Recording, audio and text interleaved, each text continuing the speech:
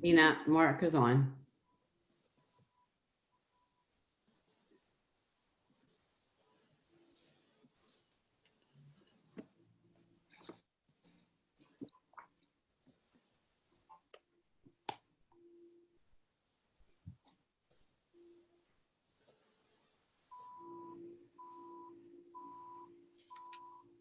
Tina, can you get Mark on?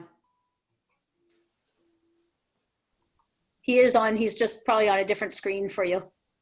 Oh, he is? I don't see him. Okay. Yeah, use the arrow. I see him. Okay. There you go, Mark. Thank you. I'm sorry. I just want to make sure I got everybody. Hi, Mark. This is Nina, the other mysterious voice. Hello.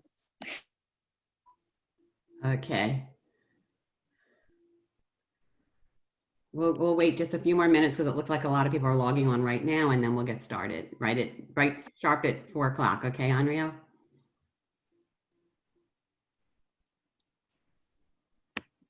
Okay, yes, I heard you. Okay.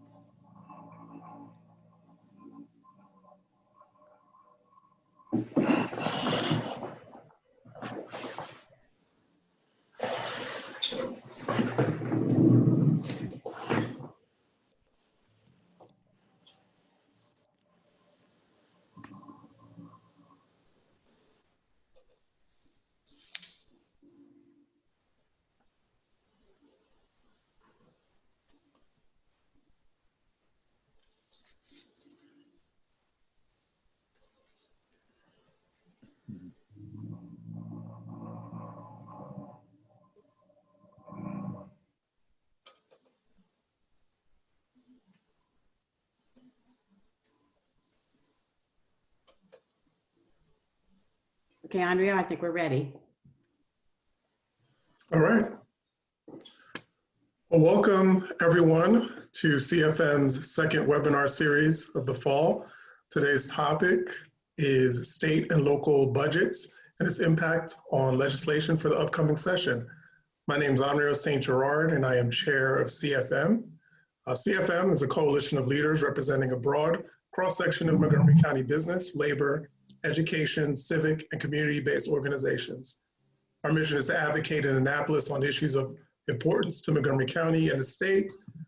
Through our membership, CFM represents more than 350,000 Montgomery County voters. I want to thank our sponsors for this evening, Cornerstone Montgomery and McCartan Insurance, for their contribution and support to our program this evening.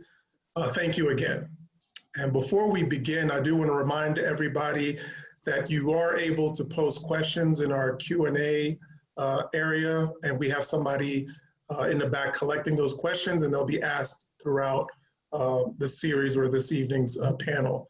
So I will now pass it off to our moderator for the evening, Lou Peck. He is a contributing editor for Bethesda Magazine and board member and contributing editor for Maryland Matters.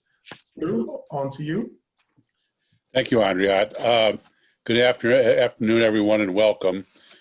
First, I'd like to welcome our distinguished panel of state and county officials and introduce them. We're going to have State Comptroller Peter Franchot, State Treasurer Nancy Kopp, who have held their positions since 2007 and 2002, respectively, after lengthy tenures representing Montgomery County in the Maryland General Assembly. We also are pleased to have Delegate Mark Corman and Senator Craig Zucker, who currently chair the county's House and Senate delegations in Annapolis. And our two county officials are somewhat delayed by a county council meeting, but should be joining us shortly, so I will introduce them in absentia. Montgomery County Chief Administrative Officer Rich Madeleno, most recently the county's Chief Budget Officer, and before that, he served 4 terms in the Maryland General Assembly, and County Councilmember Andrew Friedson, whose resume includes 2 stints in the State Controller's Office, including service as a Deputy Chief of Staff and Senior Policy Advisor to Controller Franchot. We have a lot of ground to cover, but before getting underway, I would note that a couple of our panelists will have to leave early due to prior commitments. So if you have a question for one of them and they're not here to respond, please feel free to submit it. We'll do our best to get you an answer later. And with that, I'll start the session. Do we have Controller Franchot with us? Yes. Can you hear me? Yes, I can. Welcome. Excellent. Excellent. Nice, Lou. Nice to see you. And sorry, I've got my high school photo up there, but these Zoom calls, I tend to just look with fascination if my video's on. I look at myself and wonder how I'm looking. So forgive me. And I understand we have Treasurer Kopp with us. So she, frankly, is senior to me and is tremendously important to Montgomery County as far as the state budget. So yeah. Feel free to include her rather than me. And actually, you're looking good, Peter. Yeah. Yeah, for a high school kid, you are looking good. Let me start out with a question to Controller Franchot and Treasurer Kopp. As we welcome the opening of this discussion with your comments, I am hoping in the process you could speak to a couple of recent reports issued by the Board of Revenue Estimates, of which I would note you are 2/3 of the membership. As you are well aware, the board late last month issued revenue projections that are a significant improvement from those issued last spring at the height of the pandemic. Nonetheless, they still showed a revenue shortfall of nearly $675 million from the annual state budget approved last March. Meanwhile, last Friday, the Board of Revenue Estimates issued an alternative scenario in the event of another major COVID-19 outbreak this winter and the failure of the federal government to provide further pandemic-related aid to states and localities. This particular scenario anticipates a budget shortfall of $1.4 billion, twice what was discussed in last month's report. In light of those 2 recent reports, my question to you is really a twofold one. Do you anticipate that further cuts beyond the $413 million made this past summer by the Board of Public Works, of which you are also both members, will be necessary? And if so, how deep do you expect them to have to go?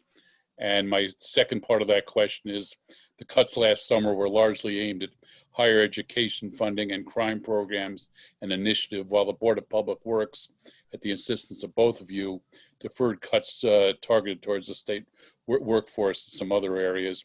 And if further cuts are necessary, can you speak a little bit to which state programs funded by state government you feel may be most vulnerable? I'll let you decide which one of you would like to go first. Let me defer to Treasurer Kopp. She asked for the, Nancy, I believe you asked for the softening of the labor market rewrite, which I think was a great idea. And I'm glad that the committee did that. And I'm glad that the new less optimistic figures came out. But go ahead, Treasurer Kopp. Thank you. Well, what the comptroller is referring to, Lou, we did get the up-to-date revenue forecast last month, and it was much better than the previous ones. It was indeed relatively close for 2020 to what we had. The year 2020 ended for us the end of June 2020. We came out significantly better than either the comptroller had feared in April or the board was told by staff in May. Indeed, we came out very close to the March estimates. But we're now in 2021, and the question is whether that good news will continue. Clearly, Maryland, like the nation, has serious problems. We have much higher unemployment rate. than in past years. And that's playing out particularly in the impact on sales tax. Interestingly, income tax is coming in pretty steady, better than that had been anticipated. To me, and we can get into that, to me that paints a picture of two economies. A lot of people out of work or underemployed who are lower income workers. And meanwhile, in part because major institutions have not laid people off. The government has not laid people off. Maryland's economy goes heavily towards government higher education and health institutions, as opposed to places like, say, Nevada, which is so dependent on tourism and resorts. So we have a much larger number of people than usual who are at the mid to lower end of the pay scale, out of work or underemployed, and the rest of the economy going pretty much so far as usual.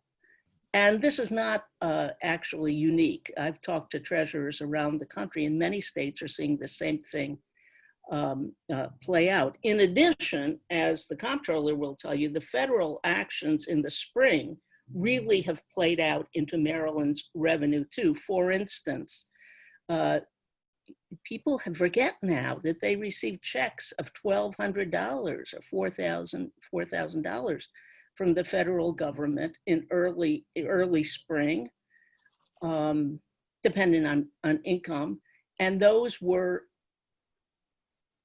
relatively rapidly spent out. So that was reflected in the sales tax.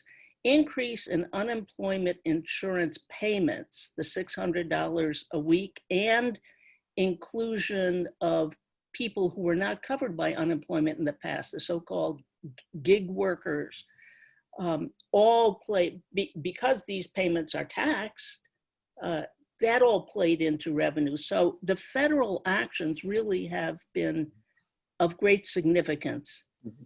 Well, now the problem is the feds are stalled, and we honestly have a great deal of difficulty in projecting what's coming next, which is why, as the comptroller said, I asked the staff of the Board of Revenue Estimates to see if they could give us some parameters on an alternative to the pretty good news of the resilient economy. What would happen if things didn't work out in Washington as well as much as we had hoped? And that number, as the comptroller said and pointed out, is significantly lower. But understand that that projection is simply based on an assumption that reemployment stalls and therefore income doesn't come in. So it really is a projection just based on a hypothesis, but not a real theory. Controller Franchot, you want to jump in at this point? Well, I always concur with my colleague, the treasurer, because she's on the Board of Public Works with me, and we're 2 out of the 3 votes there. And I think that's going to be a very important panel should things go south a little bit. But essentially, the situation she laid out is what, as she described it, relatively stable given the somewhat dire predictions that many of us had. And I think that's attributable to the $2.2 trillion that was put into the national economy by the Congress in the first stimulus. How much is $2.2 trillion bills?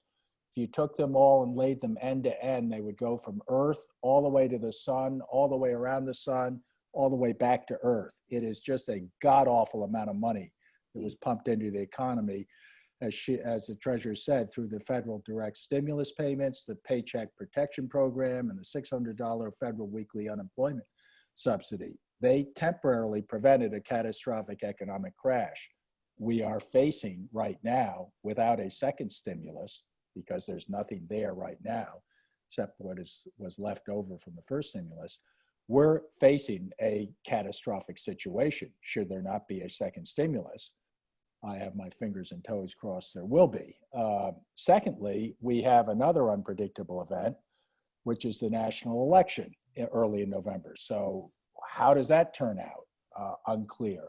And then finally, the real wild card is the virus itself, which is having a very happy time for a virus, feeding on Americans all over the country. Not so much here in Maryland, because I think we've taken the virus more seriously than other states. But it's a bad situation if, for example, it comes roaring back in the flu season, January and February. And even the studies that the treasurer mentioned and that we all have put out over the last 6 or 7 months or so, all of them are really thrown into a cocked hat because they all assume there will be stimulus packages, and they all assume that the virus will not come back roaring in January, February, and March. So I would suggest to everybody that they wait until December for the state revenue figures, which the treasurer and I and the budget secretary will affirm to the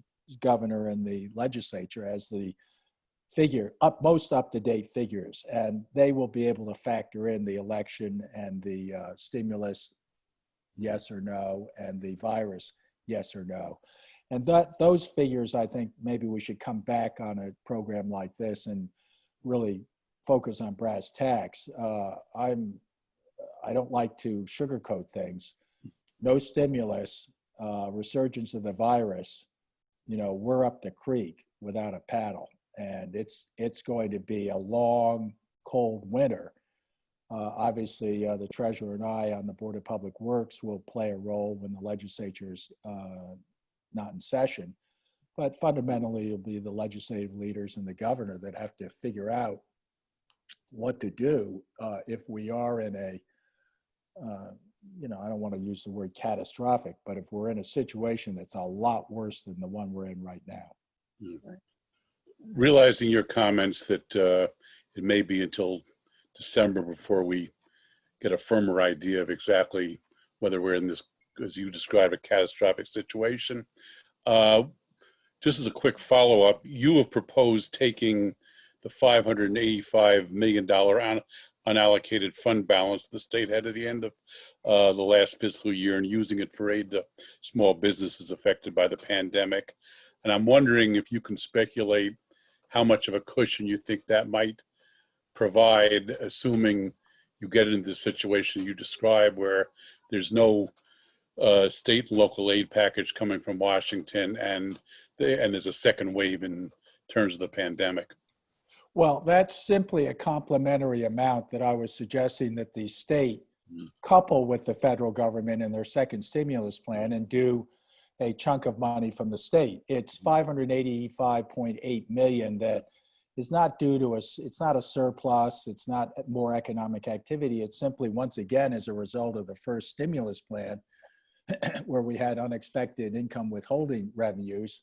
So we had that positive fund balance on June 30th. It's, as far as I can tell, been put in a bank account somewhere and is gathering dust and mold. I think it should be rolled out and spent immediately for small businesses. When I mentioned that to the governor, he says, no, we need that for patching the state budget. Look, the state budget's important, but right now the priority are businesses out there that are hanging on by their fingernails, and we need to get some aid to them. $585.8 million is not a panacea, but it's at least something on a relatively appropriate scale. It leaves the rainy day fund of $1.2 billion untouched. Frankly, if I were governor, I would take half of that immediately and spend it. Not that private sector budgets are more important than public budgets. They're all important. But right now, the crying out for help are these small businesses. Only a few of whom have been able to access any state aid. That's almost 5%, I think, is the figure that I hear. As opposed to 70% of them have benefited from some of the federal aid. But the point is, all of this aid is, the state aid was never there really. The federal aid is stopped. and we need to step in. So I hope if folks are listening, or if they're elected officials like Senator Madeleno and others on the phone, I see Senator Zucker and Andrew Friedson and others are expected. They should all be knocking on the door of the governor saying, you know, we need to do something. We cannot sit on this money. That would be a crying shame. Let me follow up with, given you've just described what the governor's reaction was, I'd be curious to get Treasurer Kopp's reaction to your proposal of spending this $585 million to boost small businesses. And I'd also like to get Delegate Corman and Senator Zucker into the conversation to get some sense of what they think the reception would be to that kind of move in the legislature. Treasurer Kopp first. Lou, I'll try to be very brief. Yeah. I was about to interrupt the comptroller. As perhaps you could imagine, we don't agree on this. I do think it's important to help small business, but I just described how I believe the situation lies, which is that there are a large number of unemployed and underemployed people who are going to be dependent on the state if the federal government doesn't act. And I just don't think that we should be sending the $600 million at this point to small businesses and then end up with a very large proportion of our people in dire straits and start cutting the budget and laying people off. Instead, I do think that you have to have a measured response and look at the whole economy, and certainly both business and the unemployed are part of that. But to do it indirectly as a stimulus, you have to be very careful. Delegate Corman, Senator Zucker, you want to weigh in at this point? Senate first, Senator. Okay, so Lou, what would you like me to address first? The immediate question here was Comptroller Franchot's proposal to take the $585 million unallocated fund balance at the end of last year, use it to aid small businesses, as he described, as sort of as a supplement to what is a hope for, although apparently rapidly fading prospect of a major package of federal and state aid, federal aid coming from Congress. Look, I mean, I think, you know, the comptroller is the fiscal officer of the state, and you know, he's seen what we've seen out there when we're driving down the road, and businesses that have been part of our community for years are shuttered. The impact this virus has had has left no one untouched, whether it's small businesses or children that now have to do distance learning. I think we ought to make sure that we're doing what we can to support our small businesses. They're the backbone, part of the backbone of the economy. And I think as a legislature, we need to, I think it needs to be multifaceted. One is we need to make sure that we're supporting our businesses. We need to make sure that there's a clear and concise economic recovery plan. And then I think we also need to do what we can to protect the most vulnerable in our community. Now, every year the governor proposes cutting services and salaries for those that provide services for the most developmentally different among us. And this was another recommendation that the governor's making. So I feel like we need to do what we can to support our small businesses and also protect the most vulnerable among us. I know that we are not going to be able to do it alone. We're all in this together. It's going to take the continued strong leadership of the comptroller and the treasurer and other state leaders to help provide the vision that we need. And we as a General Assembly understand the value of putting partisan politics aside and making sure that we deliver for the people of Maryland. That's not only what they expect, but what they deserve. Delegate Corman. Yeah, I mean, so first of all, I have to admit, I'm not even sure what the mechanism for the governor spending that money would be. The comptroller was on the Appropriations Committee long before I was, or him and the treasurer can maybe explain how that mechanism would work. I'm not sure how the governor, I don't think, can do that unilaterally. I think it would require actually legislative action. The Board of Public Works is authorized to reduce budgets, but not appropriate money. So I'm just not sure what the mechanics of that would be. You know, supporting small businesses, obviously something we all share, but we need to look at the overall problem. I mean, the Board of Revenue Estimates is very focused, primarily focused on the general fund, which is a really important element of our state budget, but it's not the only element. In May of 2019, about $45 million went from casino revenue to the Education Trust Fund. In May of 2020, that number was zero. Same with April, same with June, same with July. It's coming back. In September of 2020, it was 43 million was able to be transferred over from the casinos to the Education Trust Fund, just a little down since September 2019. That's all outside the general fund that the comptroller and the treasurer have been focusing on. If you look at our transportation revenue, in April and May, our motor fuel tax was down about a third.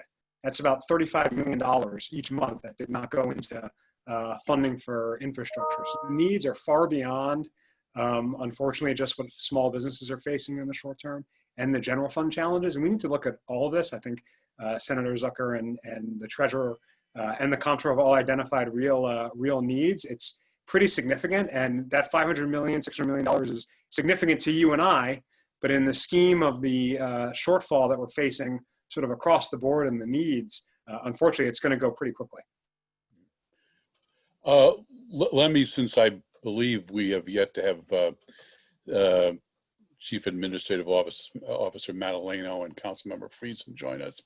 Next question was gonna be for them, but I'll jump to a question I wanted to ask you and Senator. Could I address something? Oh, sure, that, go ahead. yeah, because, you know, I appreciate Delegate Corman and Senator Zucker and Treasurer Kopp. We're in an emergency situation right now. I mean, this is not something that we can sit around and wait and wonder if we can have a really academic view of this and have hearings and all this. This money needs to go out the door immediately. We wait until December, it's too late. These businesses are permanently closing as we speak. Does the governor have the power to do it? Yes, he does, because it's an emergency. And he obviously should bring in the legislative leaders and Delegate Corman and others, but Senator Ferguson and Adrian Jones, the speaker, and inform them and say to them, obviously you guys, if we have this money, which we do, yes, we're going to pay attention to the state budget and the folks that the state budget supports who are vulnerable, but that can be looked at more closely by the legislature down the road. Right now, we need action, and we need it yesterday. And Mark, you asked about how to do it. I'll tell you how to do it. Have the governor take the big checkbook down, the one that's got dust on it, off the shelf, the top shelf, and go up and down these main streets in Maryland and start writing out, no questions asked, no real application necessary, because we know who they are and the local communities know who they are, and they're hanging on by a thread. So give them a $10,000 check or a $15,000 check, because they've been there for decades often for us. But the idea that we can have a kind of a reasoned, normal legislative session and wait until next year to do something, you know, clearly that is an important aspect of what we're dealing with. But right now, it's got to be done, you know, as I said, sooner rather than later, as in yesterday, because what's going on is just irreversible. We're never going to be able to reconstruct it. And I don't think it's either or. I think you take care of small businesses now and staunch the bleeding where you can, and then move on to the public budgets. Delegate Corman, I'll give you a chance if you'd like to respond further on that point, but I would also, since we have limited time, broaden the question if I could, and address you and Senator Zucker, and ask, since unlike the federal government, the state must balance its budget, how concerned are the two of you that, one, efforts to close serious gaps caused by the pandemic may come at the expense of aid to county and local governments, and that number two, particularly given that some programs at present are based on formulas tilted to lower income communities, how likely is it, do you think that Montgomery County could take a disproportionate hit as we move forward here and try to address this entire crisis? Senator, I of course defer to you to start. Senator, please. Okay, sure. So, look, I mean, this is not going to be an easy budget year. The hope is that there'll be a change on top in the federal government, and we'll have new leadership on the federal end. And if that happens, hopefully there'll be another stimulus package that will be coming that will help fill an expected hole that we should be seeing in the next couple fiscal years. My sense is that you have one of the best delegations in the state, the Montgomery County delegation. Delegate Corman is one of the best budget people in the state, and he's got a great team of delegates that are working with him. And I've got a great group of senators that are my colleagues who are all, I think every one of them is in Senate leadership in one way or the other. So we're going to fight like heck to make sure that Montgomery County gets its fair share. This past session, I think Delegate Corman will back me up on this.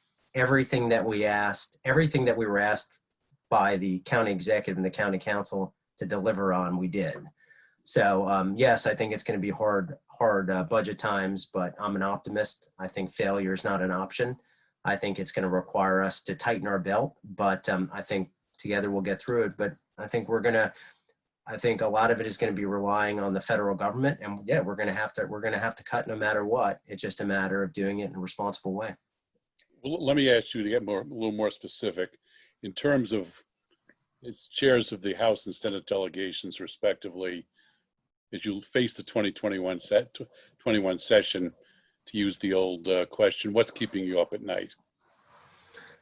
I think it's everything around COVID and not knowing what to expect when things might get out of hand. I don't know how long we're going to be in session 4, and then everything around that. What's going to happen with the bills that the governor vetoed? What's going to happen with the economy? How are we going to keep it afloat if another wave comes, especially coming out of the flu season or when we're in the middle of the flu season? So, and the other thing that really keeps me up at night is being a father of 2 kids that are in public school. And look, my wife and I are doing everything we can to be with them during virtual learning while maintaining, 2 different jobs.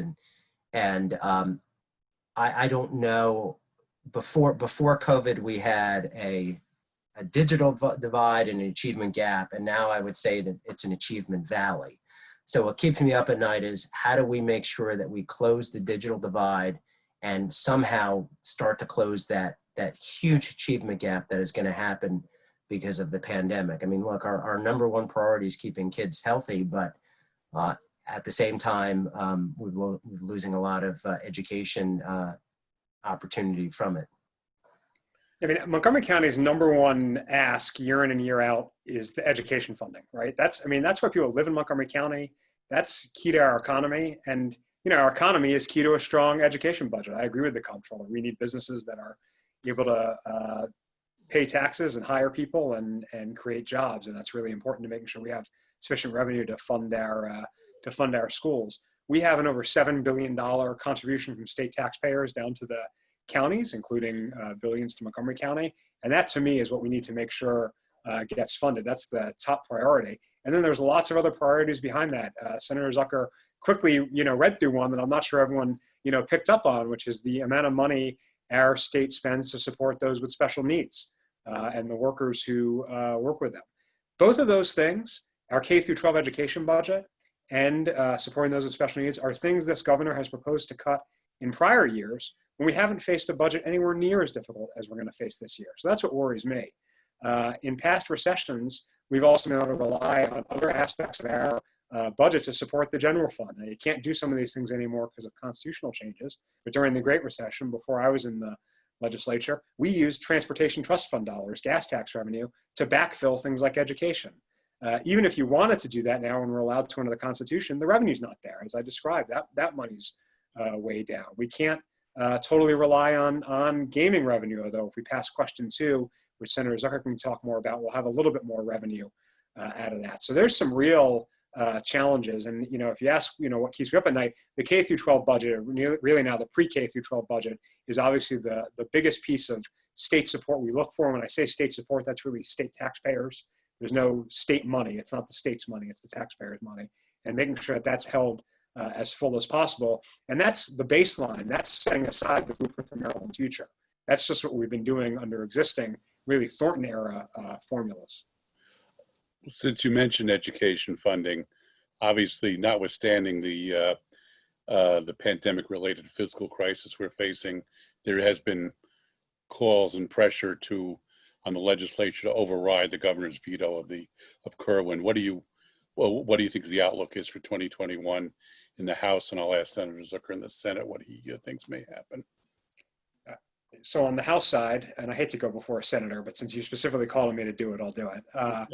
I expect we're going to, override it. And it's not just the money. Everyone talks about the money with the blueprint, with Kerwin. And obviously money is really important, right? Money to pay for things in our schools is really important. But it's also what you're paying for. And the policy areas in Kerwin are the key, right? High quality teachers, pathways for students, resources for students who particularly need them, like those with special needs, those who are English as a second language, those from economically disadvantaged backgrounds, making sure we have a proper oversight structure in place. All those are the right policies, even if we don't get to full funding in year 1, year 2, year 3, year 4, year 5. We still need to start reprioritizing the policy. It's not just how much money you're putting in, it's what you're buying with that money. And that's why I think it's still the right time to move forward with the blueprint for Maryland's future. And I'm cautiously optimistic the House is going to do that. That's not to say there won't be changes on the budget side. We have a budget process every year that sometimes requires changes to budget formulas, but the basic framework should be shifting to the blueprint. Senator Zucker. Yeah, look, I'm optimistic. We haven't, when we get into session, we'll be looking at all this. I think if you're talking about an economic recovery, you'd have to be focusing on education, making sure that we have an educated workforce, making sure our children have the career readiness that they need, and that's all tied into the blueprint for Maryland's future. Some of it's already paid for with the additional revenue that we would get from sports betting. That would also help close some of that budget gap that we have around the Education Trust Fund that would pay for the blueprint for Maryland's future. But this is, if you're talking about economic recovery, I think you can make a tie to the blueprint for Maryland's future. There's a direct correlation there. And I think in my mind, I'm not speaking on behalf of the Senate caucus or my colleagues in the Senate, but in my mind, I see a direct correlation between improving education and making sure that we're doing what we can to provide the education assistance given during COVID directly to the blueprint for Maryland's future. Comptroller Franchot is an announced candidate for governor. Would you like to weigh in as far as whether you would like to see the legislature override the governor's veto on Kerwin? Well, look, I have no problem with some of the reforms in Kerwin, but to go forward with Kerwin in the face of the pandemic and the economic consequences that we still don't really know, I think would be just an unbelievable example of just excruciatingly bad timing. And I would urge everybody to just get together and work out the reform efforts that are in Kerwin. And I agree with Delegate Corman and Senator Zucker that many of them are tied to Maryland's economic future. But the architects of Kerwin never foresaw the kind of economic damage that we're experiencing right now. So to move forward at this point, I think would be a real mistake. I would urge everybody in the spirit of good compromise and trying to understand what we can actually, hang on one second. Sure.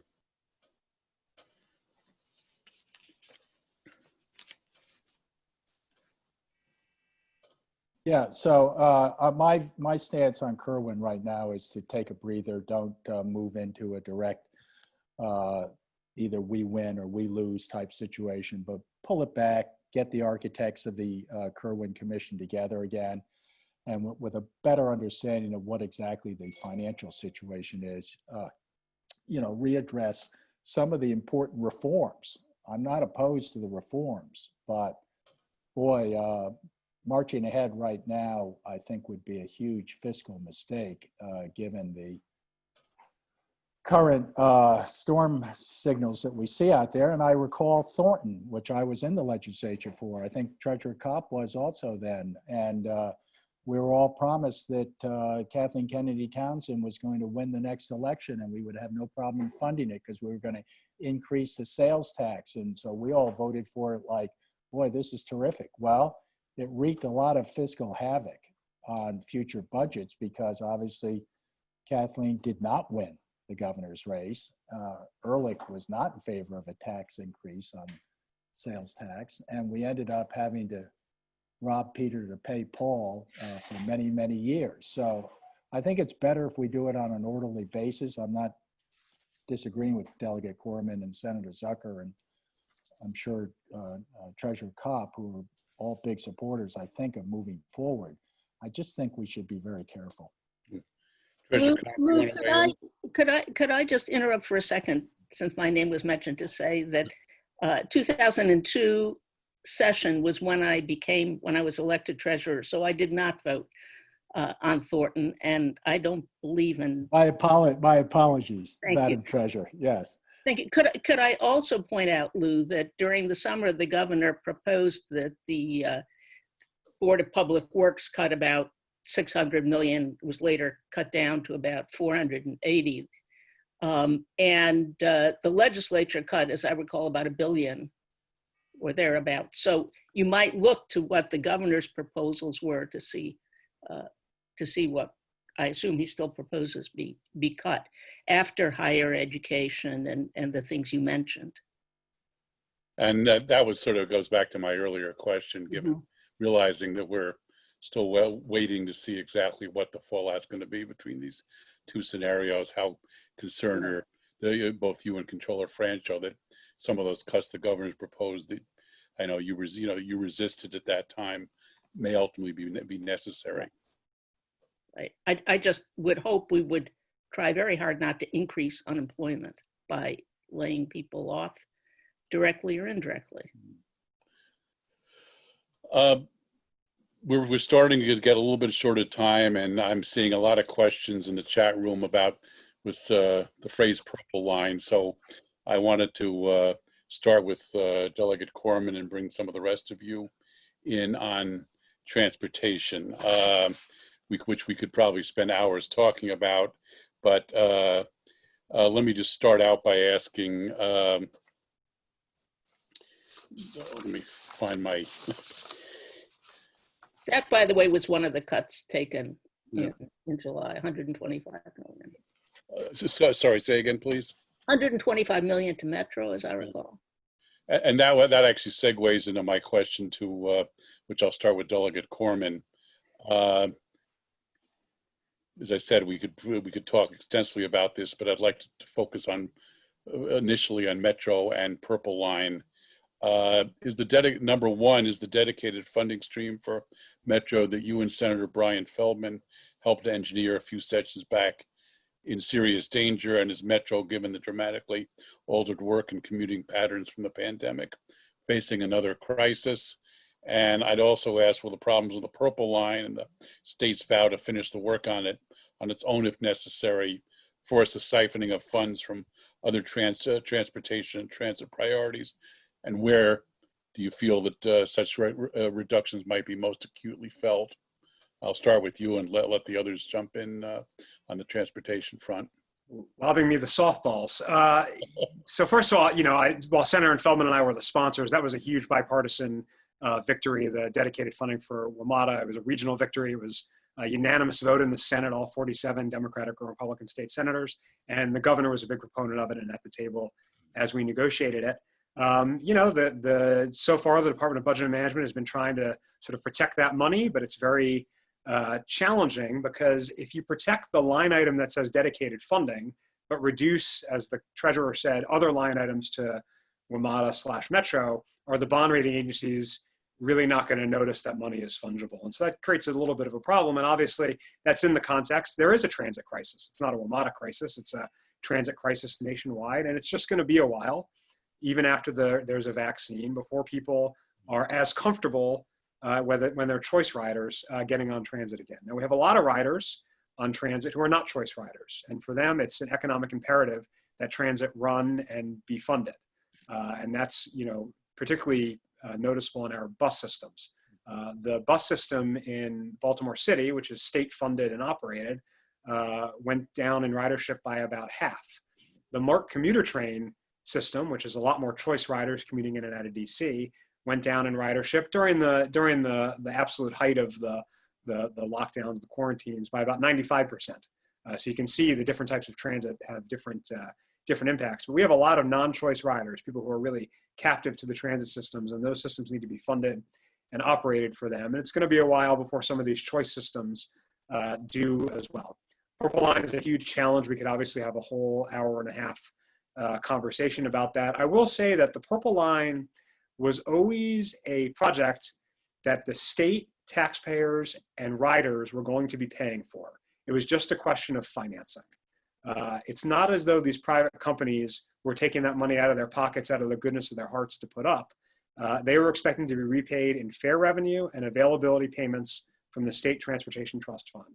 So the challenge now is whether the state can do this without a private partner to help with that financing. Can they use the private activity bonds? Can they use the TIFIA loan? All the different mechanisms that the private partner was going to use, or do they need to bring another private partner into it? So it's certainly a complicated issue, but at the end of the day, the Purple Line was never something that a business was going to run out of the goodness of their heart. It was always going to require fare revenue and tax revenue to pay for. It was just a question of sort of cash flowing when that was going to happen. And I'll just say that, like Kerwin, or the Blueprint for Maryland's Future, in my mind, the Purple Line's still the right project. It hasn't been managed well. Clearly, there's a huge challenge there. But the idea of connecting Montgomery and Prince George's County through a suburban transit line is a really good one for our long-term economic health, in my mind.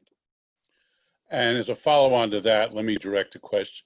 And by the way, I don't think that Chief Administrative Officer Madeleno or Councilmember Friedson have joined us yet. I just want to make sure because I don't want to ignore them. But I do have a question on transportation that I did want to follow on and direct to Controller Franchot and Treasurer Kopp. As you know, the Board of Public Works, again, you're 2/3 of it, has authorized phase 1 of the I-495, I-270 widening projects with contracts scheduled to be awarded next spring as part of a so-called P3 public-private partnership.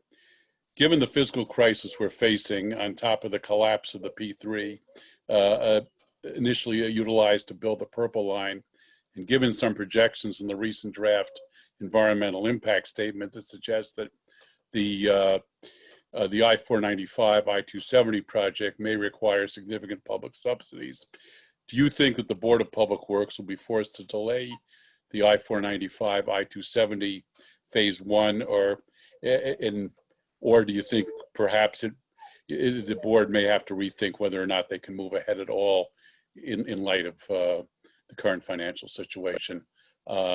Treasurer Kopp, you want to go first, and I'll then turn it over to. I'll go first, Lou. The comptroller and I are 2 out of 3 votes on the Board of Public Works, but we don't always vote the same way. And you just happen to touch on 2 things: the cuts in July and the Beltway widening, in which we did not agree.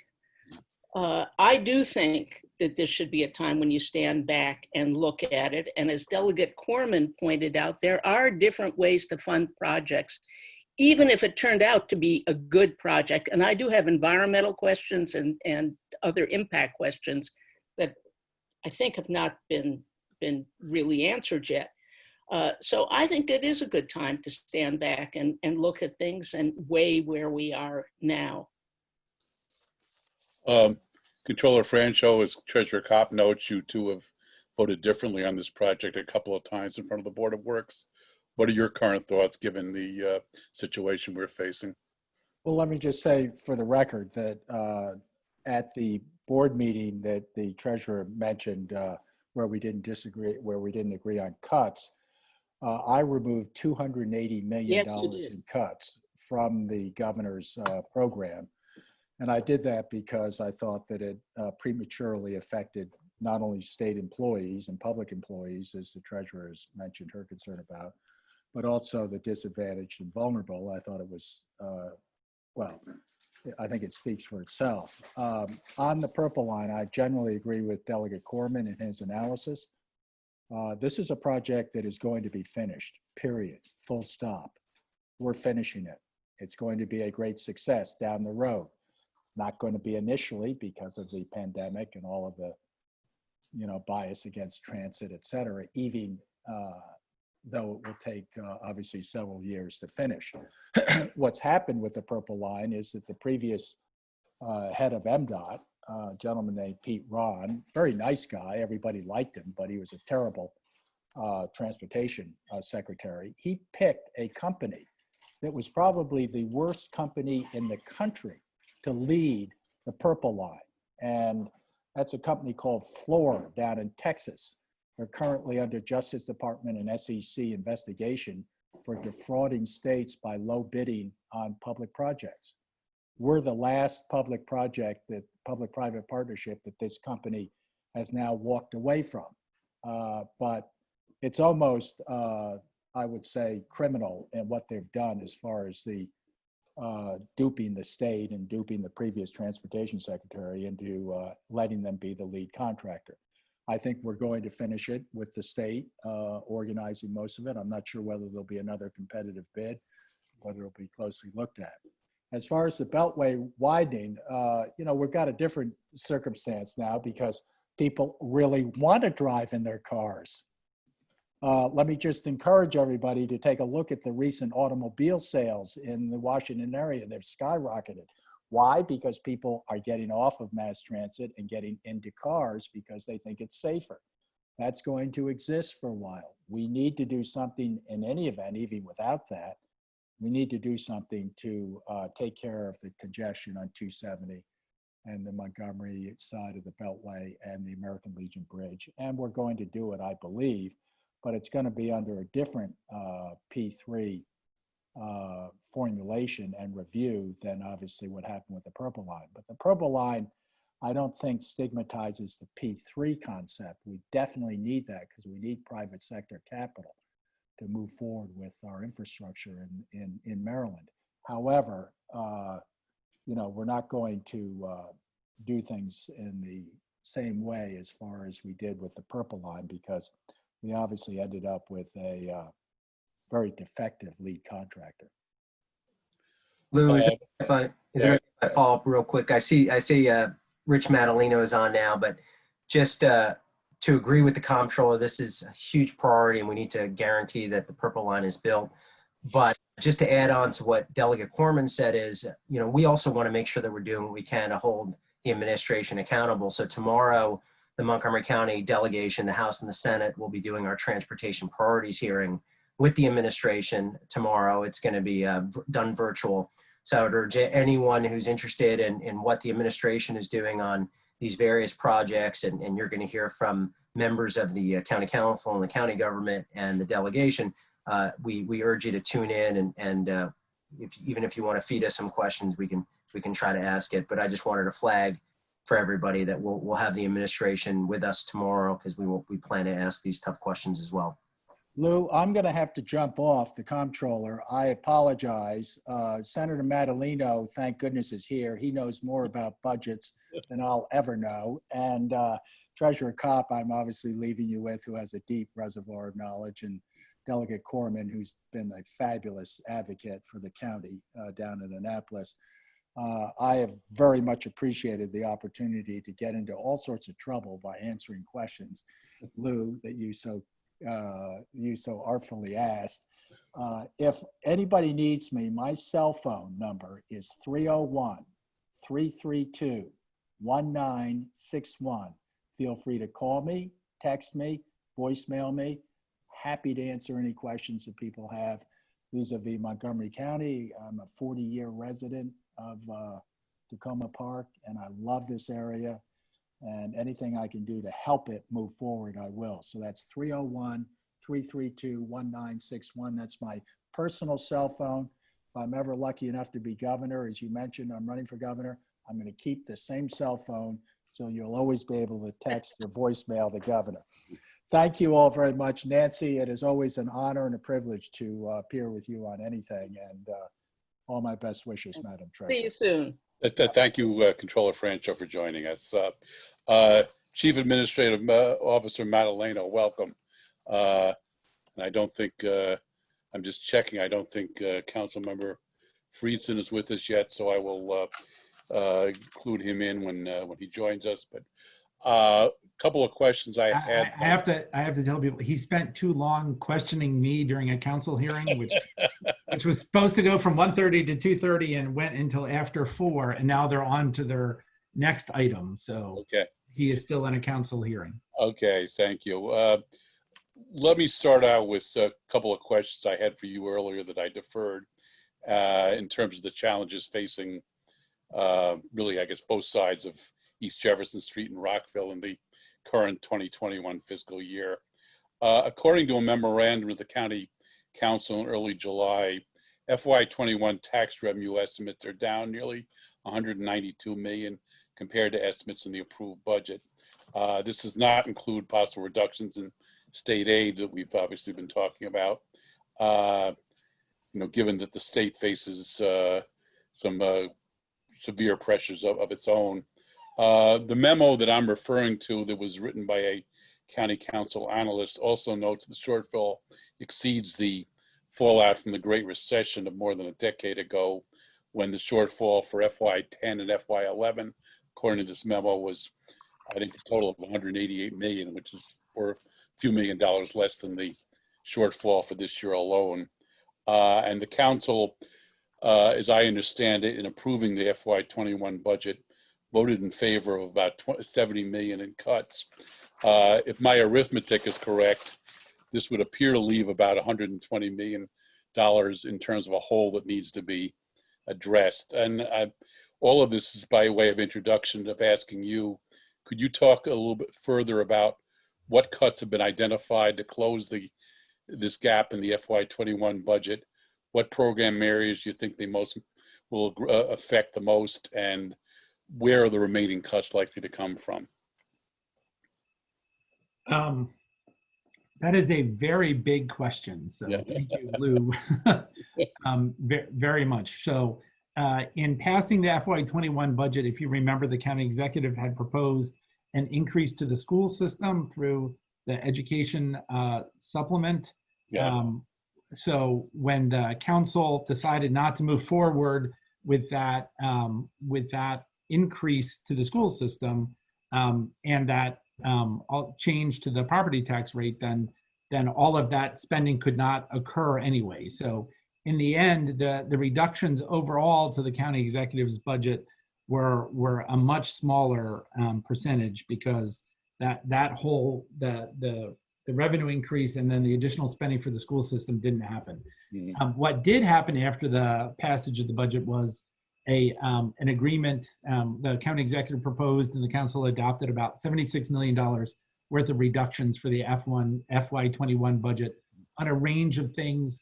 Some of them were, I came in at the tail end of the purple line conversation. The state had informed us that their cash flow need from us had changed and it would be in future years and not the current year. So we could eliminate that funding from FY21 because they already said they wouldn't be asking for it. So, a range of things that happen, when you're putting together a budget as Delegate Corman, Senator Zucker, and of course the treasurer, who sat through more budget hearings than all of us combined, that, you put together the budget so far in advance that you wind up with having those sorts of maneuvers. So we were able to make a range of reductions early on. So we took about $76 million out.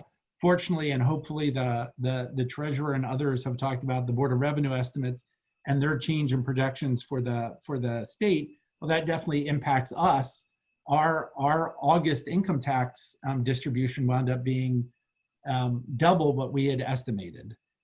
mainly because the filing deadline for income taxes, including the quarterly payment for the first quarter, were all delayed until July 15th, and we don't get the payment until August 15th or in the end of August. We wound up with a very large payment that still reflects a lot of activity in the first half of the fiscal year, of the calendar year, the tail end of the prior fiscal year. So right now, we're waiting to see what happens with the property tax payments. As you may know, commercial property tax bills are due on September 30th. The first half of your residential property taxes are due on September 30th. Thanks to a bill that Comptroller Franchot championed as a member of the House of Delegates, that allowed you to split your real estate taxes. So we're doing the analysis of what came in. The good news is, so far, the impact on property taxes, unlike the recession of 08 and 010, which was a pop of a real estate bubble, property values have remained strong. Sales have remained surprisingly strong. So hopefully we will see we will see good real estate property tax payments, and we will continue to see strong assessments when they come out at the end of the calendar year. So I think our outlook for FY21 has changed dramatically since that memo. So what we don't know yet, because any county government is somewhat at the mercy of the state for the 10 distributions of the income tax. So we get it at 10 points during the year. We have to wait and see what those numbers, what we will get in distributions from the state. So I'm feeling cautiously optimistic about revenues in FY21, assuming that there is no deep second wave of infections that cause, the whole shutdown of the economy like we saw in late March and April. Assuming, as hopefully it's been discussed, I think all of the economic advisors to the Board of Revenue Estimates assumes some additional substantial stimulus/relief package being passed by Congress during the next few months to help spur the economy on. So with those caveats, FY21 looks strong, and of course the conversation is, and I'm sorry if you went over this already, the V-shaped recession, the more U-shaped recession, the swoosh recession, that the quicker we get to that uptick, which will probably be tied to a vaccine and the acceptance of the vaccine, the stronger we will be for FY22. Let me ask you this, realizing that the projections have changed dramatically since the memo from July that I just quoted back to you. Can you give us what if you will, the shortfall is today, that, the steps still need to be taken by the county executive and proposing to the council to close whatever gap may exist for 2021? Well, and to be fair, I think the outlook has changed. We do not do another formal projection of revenues until the early part of December. So I don't have an official number to give you. The last round of public projections showed that 190. I'm just giving you reasons why that 190 should be much lower than what was anticipated when we were sort of at the height of despair. And now that we understand that the significant intervention that the federal government did, thanks to the CARES Act and all the money that Congress has pumped in for additional unemployment insurance benefits, for the Paycheck Protection Program, all of those things helped offset what we thought would be the deep valley. It really filled it in, and that has continued to assist. I mean, I'm sure as the other panelists talked about, buoyed the state, and thus that's going to flow through to us. And one dynamic that's always important to remember, every November, every local government in Maryland gets their, I don't mean to be too wonkish, their reconciling distribution of income tax that reflects the state's final reconciliation of who paid what taxes to which jurisdictions from the preceding calendar year.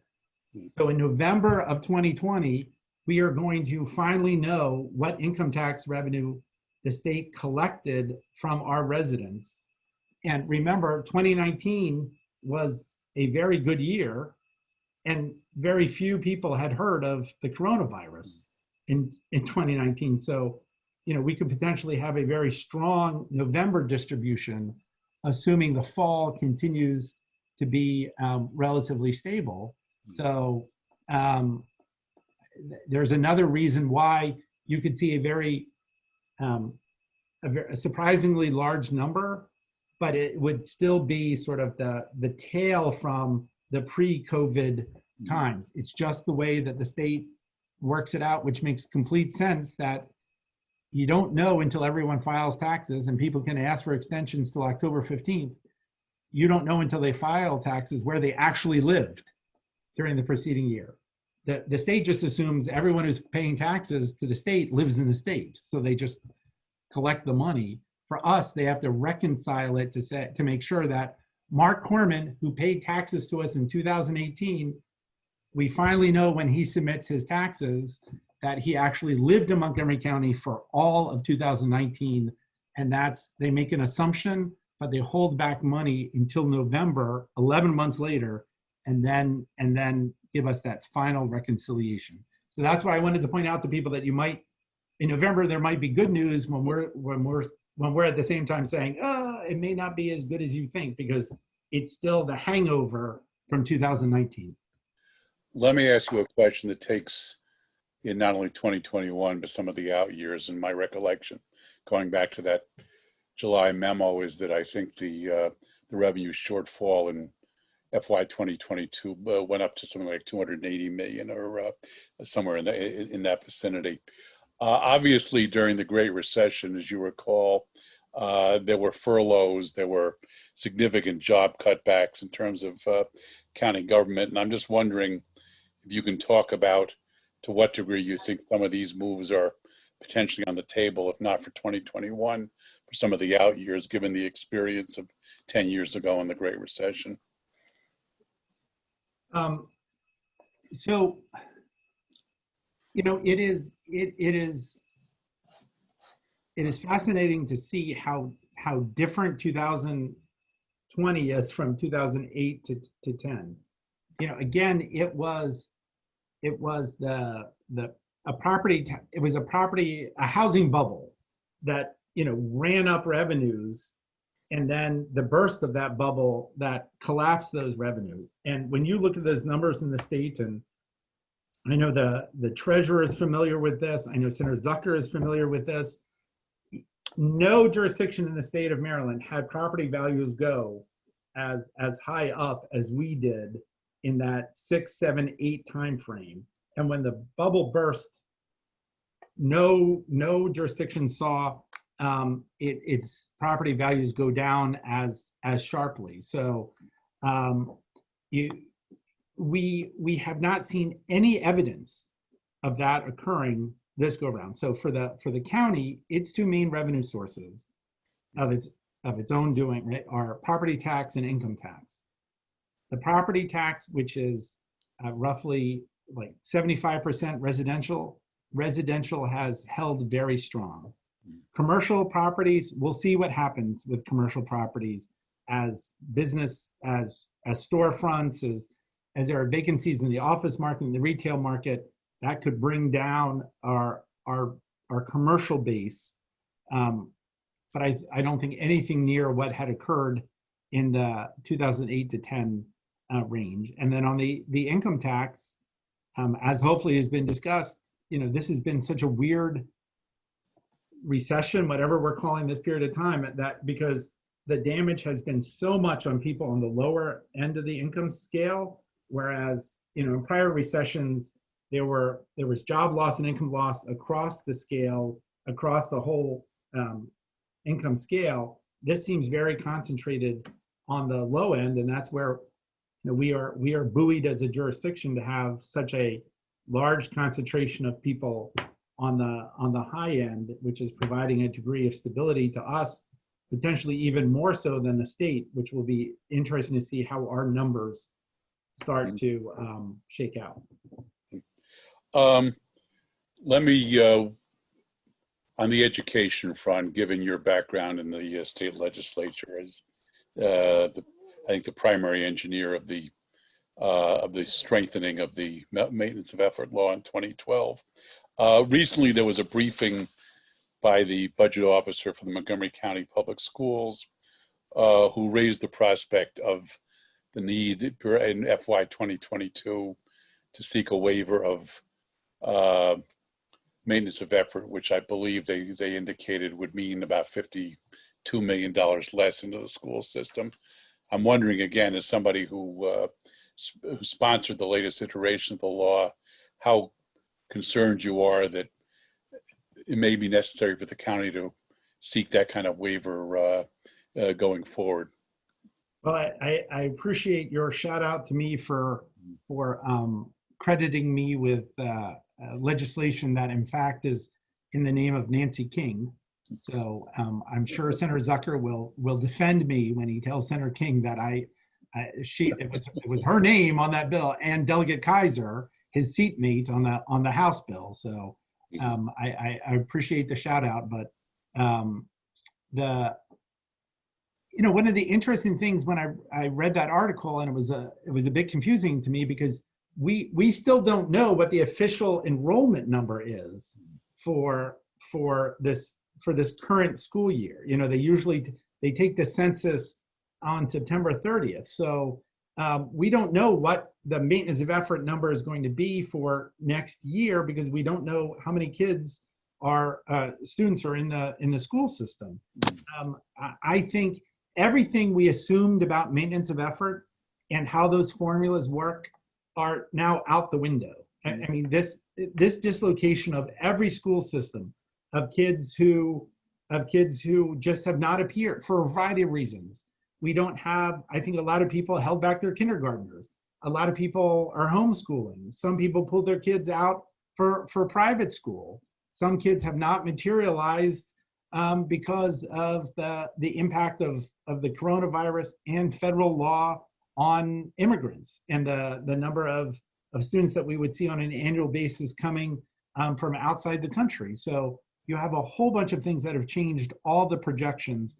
I think the legislature, and I'm sorry if Senator Zucker has already talked about this, the legislature is going to have to take action to resolve these issues because there's nothing in the current law that even, I think, in any way assumes this sort of mass change and dislocation in the number of students, and the potential of the state law actually driving every local jurisdiction to reduce their number, only then to create a huge problem the following year. So this is an issue that is, in my humble opinion, ripe for a statewide correction, because it's not just the Montgomery issue, it is every jurisdiction is going to be grappling with this issue. And that's why action that I'm confident that Senator Zucker, Delegate Corman, their colleagues are all already trying to work through, because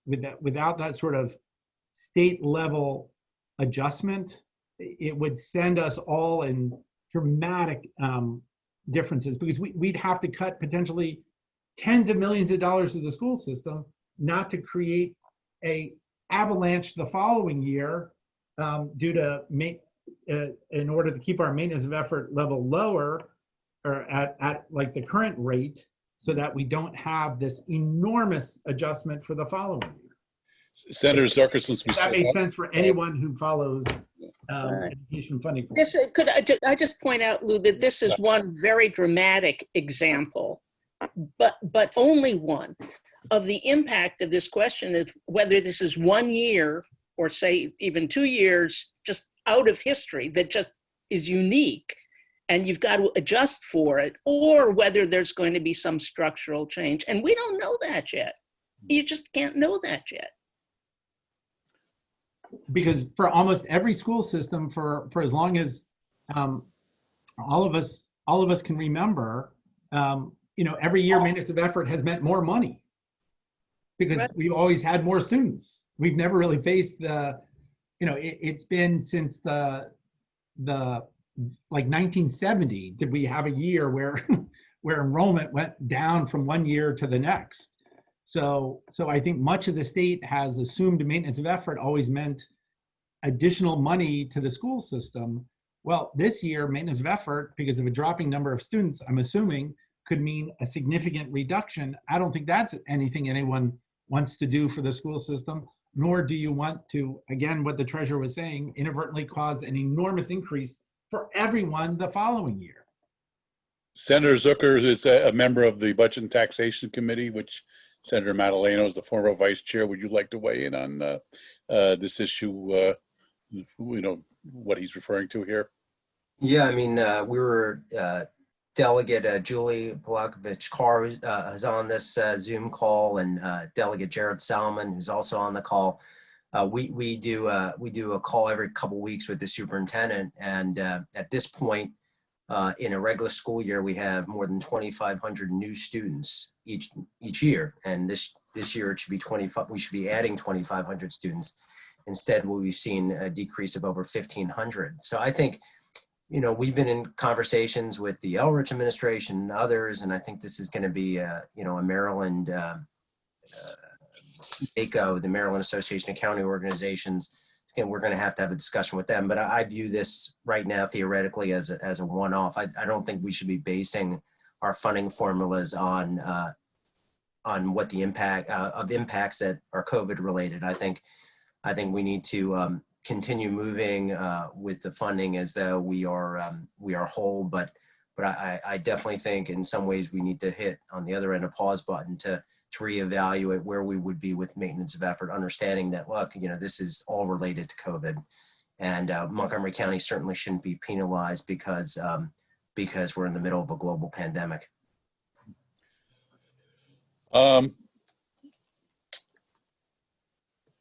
Chief Administrative Officer Madeleno, going back to something you said a little while ago, one of the questions from the audience that I'm just noticing here on my Zoom group chat, you mentioned you're waiting on forecasts of property taxes, and the particular question here, and you did refer to commercial properties. The question here is, have there been any forecast on commercial property taxes lowering because businesses are closing and/or tenants not paying rent? Can you speak to that a little bit?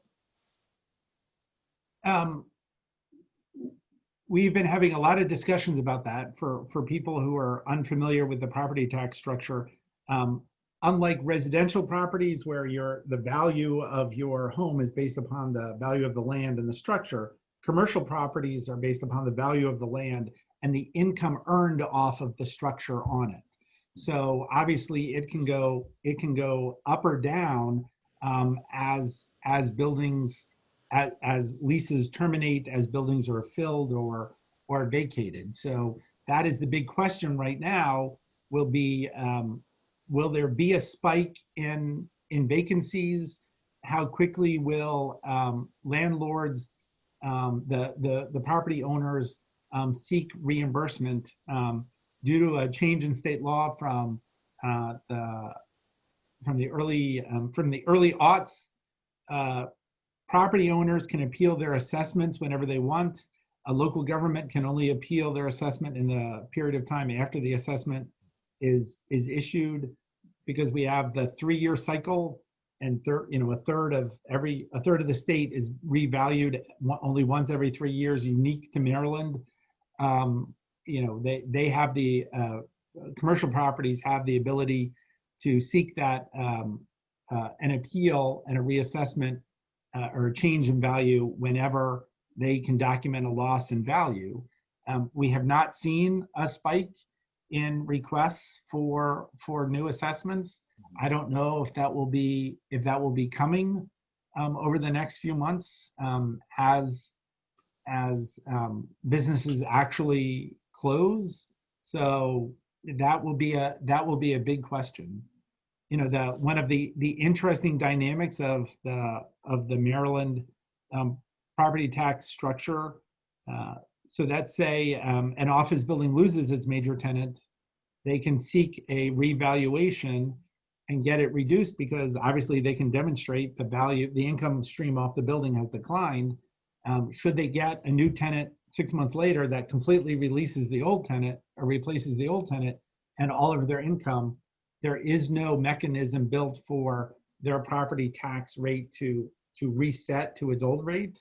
In fact, it wouldn't be reset until the next scheduled assessment, and even then it would be phased in over 3 years. So that sort of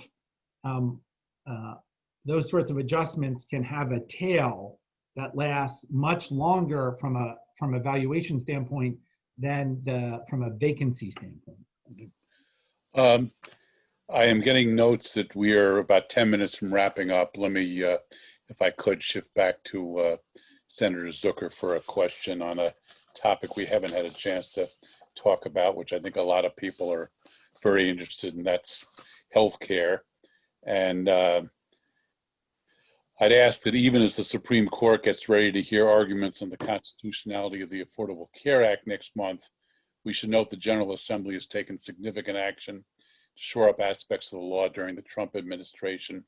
Given the current fiscal crunch, is there a significant danger that programs aimed that the General Assembly has enacted aimed at increasing availability and reducing the cost of health insurance to Marylanders will have to be cut back?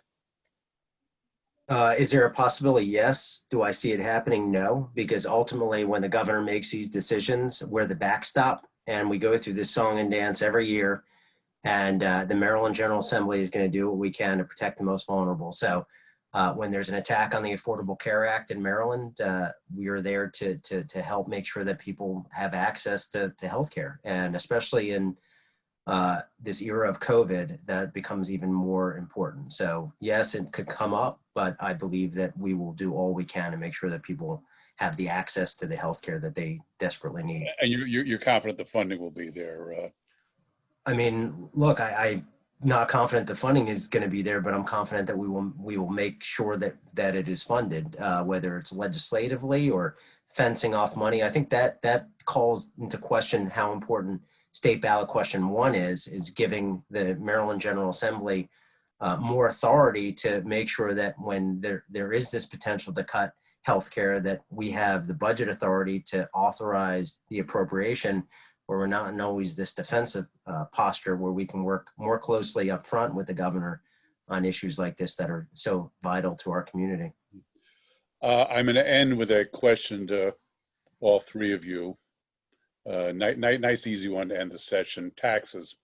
Putting aside the current debate, the county level on question A and question B, as you recall, in, I believe it was 2012, the income tax structure in the state was changed under the O'Malley administration with the consent of the state legislature to raise rates for certain taxpayers, to eliminate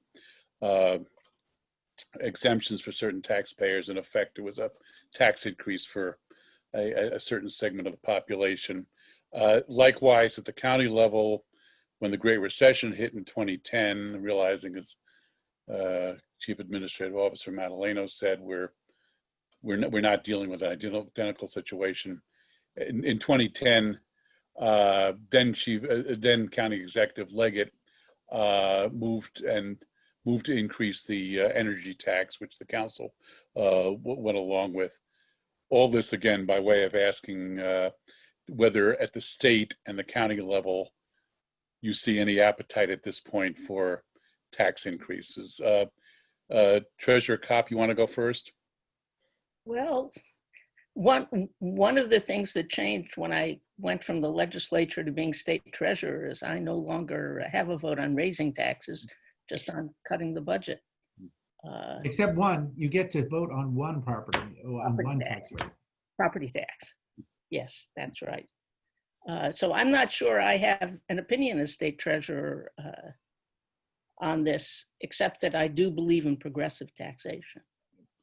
And I do believe that we have community needs that should be addressed. But could I, Lou, just put something in here to you all, which is, we just got a briefing, the Capital Debt Affordability Committee last week from the assessment people. And their indication is that so far there has not been any negative impact on property tax assessment. And in fact, in many areas of the state, it's going up. Thank you. I'm sorry to go off course, but I would leave it to my senator. And And I will turn to your senator then. Senator Zucker, do you see any, if push comes to shove and there are some major cuts required and needs that may go unmet, do you think there's an appetite or a willingness on the in the General Assembly to consider some kind of tax hike? And again, I would throw in the obvious fact that the current governor has made it almost a mantra to oppose any kind of tax increases. I think the appetite would be to leverage how we can get the most tax dollars from tax credits. Right now, the state of Maryland is coupled with the federal government.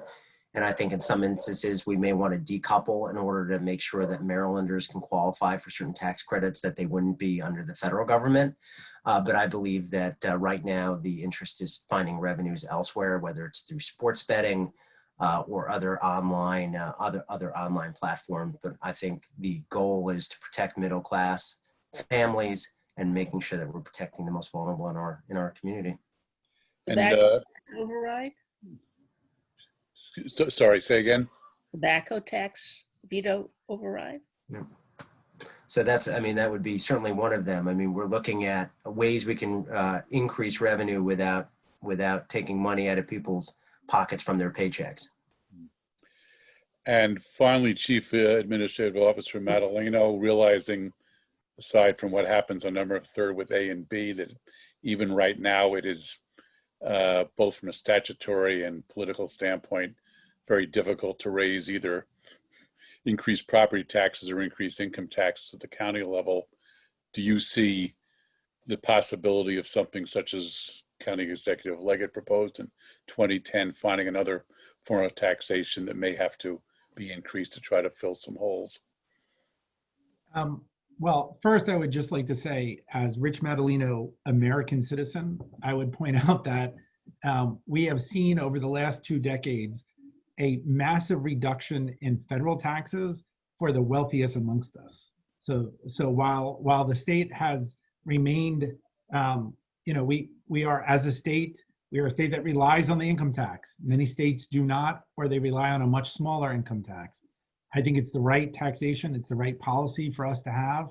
And I supported Governor O'Malley when he took efforts to make it a more progressive system and not the flat tax we had from, I think, the Agnew administration. I mean, it had been around for so long that the top bracket in Maryland before that initiative in 2007, the top income bracket in Maryland was $3,000. That's how old it was, because it assumed that that was a meaningful difference between earning more and less than $3,000.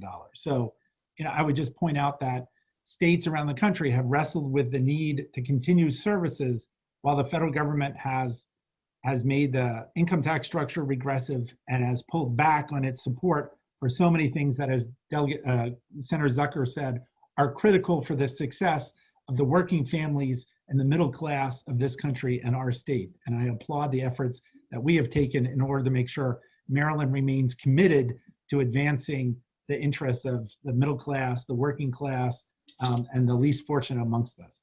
In Montgomery County, because of the unique structure of our revenue cap, a tax increase is going to be potentially in the eye of the beholder.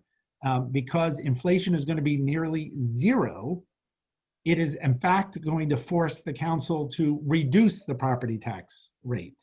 The property tax rate in Montgomery County is already lower today than it was when the council reset the rate in 2016. It is lower today than it was in 2000 because the charter limitation perpetually drives the rate down and then the council has to take an action to reset the rate. So in the middle of a global pandemic, when people are in vast need for services from the government and turning to the county government, we have a need to support our school system.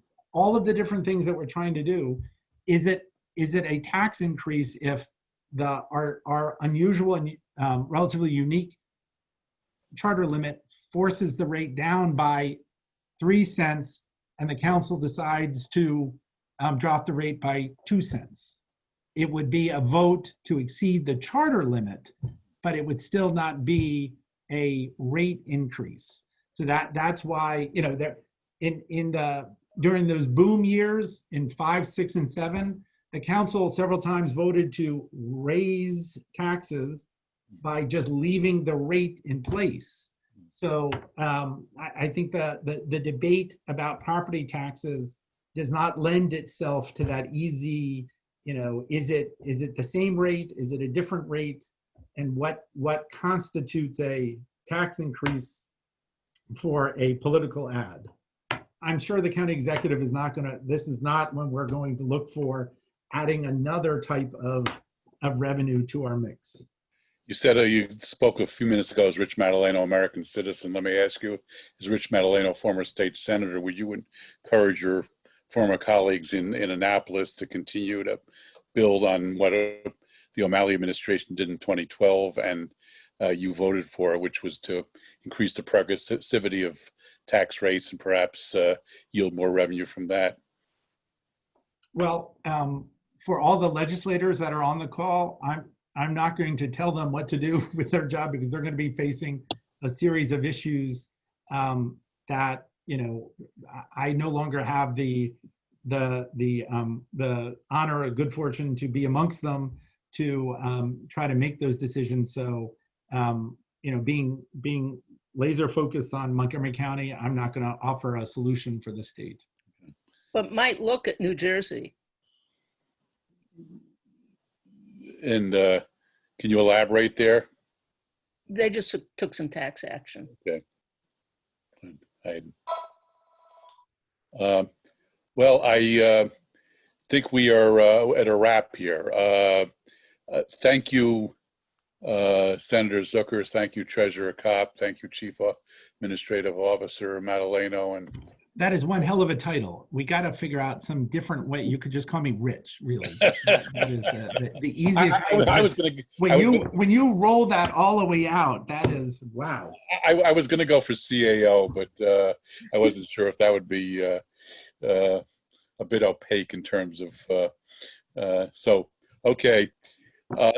Thank you to the three of you. Thank you as well to Delegate Corman and to Controller Franchot and Absentia for having joined us. And we're sorry that Councilmember Friedson was unable to, given the lengthy council session, which I guess is not unusual for a Tuesday afternoon. He was questioning a witness that probably spoke too much. Thanks again to all, and as Controller Franchot so generously provided on his way out, I think everybody who's in on the Zoom call has his cell phone number, so they can always direct questions to him that they might not have been asked. And if there are other questions for anybody here today that didn't get asked, please, you know, as I said, we'll do our best to get answers. I tried to address the questions that came in from the group to the degree possible. Thank you again. Thanks for inviting me. Thank you, Lou, for moderating, and thank you again to the panel, and thank you all for attending the webinar, all of you as guests, and for asking questions. Please stay tuned for information on our next web series, along with the CFM Breakfast, which all of you know is our annual big event. We'll be doing it virtually this year, so more info to come on that. And on that note, I will wish everyone goodbye. Have a good evening, and we'll meet again and talk again soon. Take care, everyone. Thank you very much. Thank you.